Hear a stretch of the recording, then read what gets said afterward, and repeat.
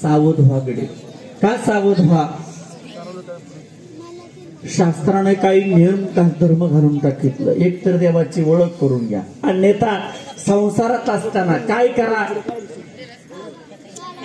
दया क्षमा आणि शांती काय करा. जुन्या काळातलं सांगतो, गावाचं देवाचं आणि भावाचं खाऊ नये म्हणतात बरं का, है का नाही. का तर काय होतं या ठिकाणी, कमी पुरी पडत नाही असा नियम निर्धाव आहे. असो आपल्याला मुद्दा सांगायचा एकच आहे, आई वडील जे आहेत या आई वडिलांची सेवा करणं गरजेचं आहे का नाही. सेवा केलं तर काय करतो, देवाला सुद्धा थांबावं लागतं. पंढरपूर क्षेत्रामध्ये आपण आज पुंडलिकाला जातो, कशामुळं देव थांबलाव.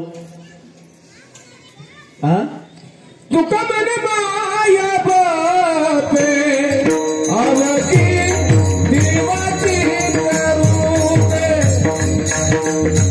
कुंडलिक काय केले परब्रह्म उभे केले.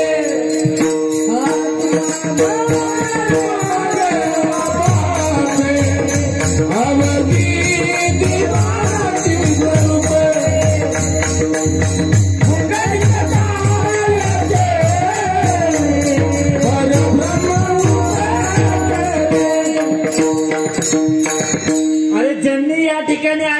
वडिलांची सेवा केली त्यांना आयुष्यात कमी पडणार नाही। शास्त्र सांगतो या ठिकाणी ज्यांनी आई बाप या ठिकाणी सांभाळतात त्यांना काशीला जायची गरज नाही, रामेश्वरला जायची गरज नाही। का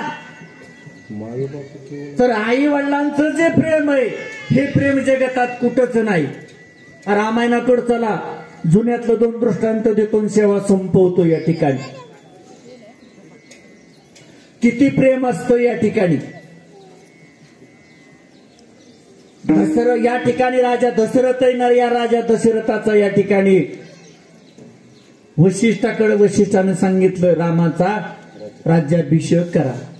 उद्या राज्याभिषेक ठरला आणि ज्या वेळेला राज्याभिषेक ठरला त्यावेळेला या ठिकाणी जी असणारी कैकेयीने त्या कैकेयीने राजा दशरथाला सांगितलं।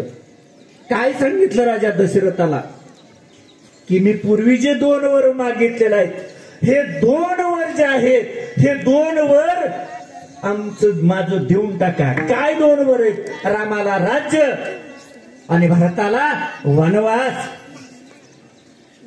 अरे ज्याची या ठिकाणी या समुद्राच्या टोकापर्यंत पासून ज्याची या ठिकाणी त्या टोकापर्यंत असणारं ऐश्वर्य, त्याच्या कुळामध्ये या ठिकाणी शिबीराजा जन्माला त्याच आहे का नाही, सांगून असणारा चिऱ्या बाळाचा बाप त्याच कुळामध्ये या ठिकाणी जो या ठिकाणी जो असणारा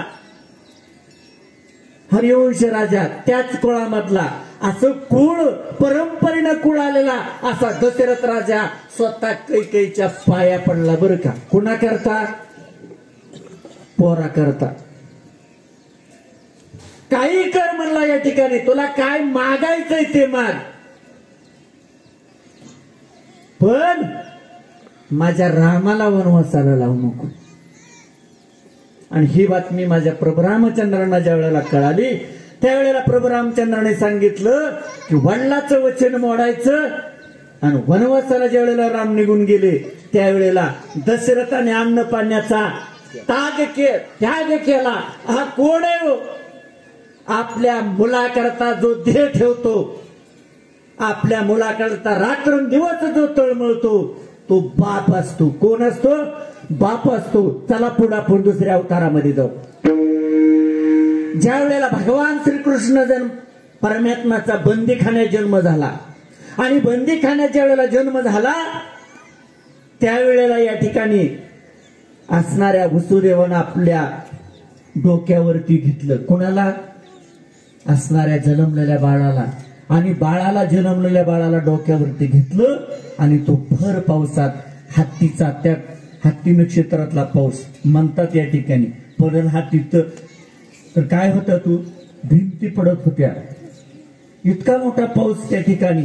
आणि पावसात पडत्या पावसामध्ये या ठिकाणी डोक्यावरती असणाऱ्या भगवंताला या ठिकाणी श्रीकृष्ण परमात्म्याला घेतलेला आहे, त्या बाळाला घेतलेला आहे आणि यमुनेच्या तीरावरती आला। ज्या वेळेला यमुनेच्या तीरावरती आला तेव्हा यमुना तुडुंबाशी भरलेली होती। काय? तुडुंबाशी त्या ठिकाणी भरलेली होती। आणि तुडुंब असणारी भरणारी जी यमुना आहे त्या यमुनेमध्ये प्रवेश केला। कुणी? त्या वसुदेवानं। रात्रीची वेळ आणि रात्रीच्या वेळामध्ये प्रवेश केला त्यावेळेला नाकातोंडात त्याच्या पाणी जायला सुरुवात झाली। जीवाचा आक्रोश झाला वसुदेवाचा, पण तरी सुद्धा यमुना पार करून कुठे गेला? पहिलं तीराला गेला। तुमच्या आमच्या करता बापाने काय केलं? धोतराला गाठी मारल्या का नाही मारल्या? बनेराला गाठी मारल्या। सकाळचं अन्न संध्याकाळी खाल्लं हे का नाही? एक वेळेला पाणी, नुसतं पाणी पिऊन झोपायची वेळ आली। आणि एकच ध्यास, माझ्या लेकरांनी मी जे दिवस काढतोय हे दिवस काढू नये अशी कोणाची अपेक्षा आहे?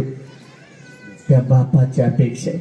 मी जे दिवस पाहिलेले आहेत ते माझ्या मुलाला पाहू ही प्रत्येक बापाची अपेक्षा आहे। म्हणून आपण एकच विचार करा, ज्या आई बापानं आपल्या करता देह झिजवलेला आहे त्यांच्यातून उतराई होता येत नाही, पण कमीत कमी त्यांना फक्त एकाच शब्दाची गरज आहे, शब्द गोड बोलणे आणि चितकोर भाकरीचा. याच्यापेक्षा त्या आई वडिलांना काही लागत नाही. ज्ञानेश्वर माऊली ज्ञानराज माऊली ज्ञानेश्वर माऊली ज्ञानराज माऊली ज्ञानेश्वर माऊली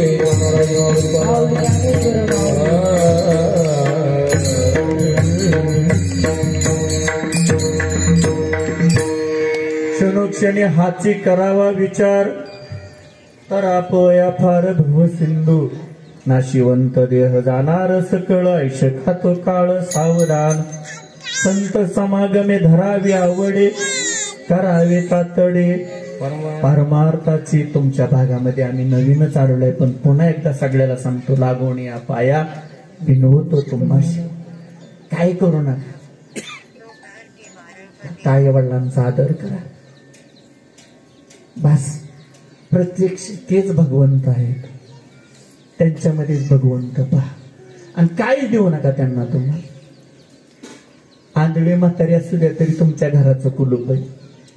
काय तुम्ही पहा, कोण आलंय, किती बारीक कान आहे तो. अरे ज्या आंधळ्या म्हातारीला दिसत नाही, पण ती न दिसणार म्हातारी सुद्धा डोळ्याच्या कानानं पाहती. कशाच्या? कानाच्या डोळ्यानं पाहती. आणि कोणही विचारती, पाहक डोळं गेलेत तरी सुद्धा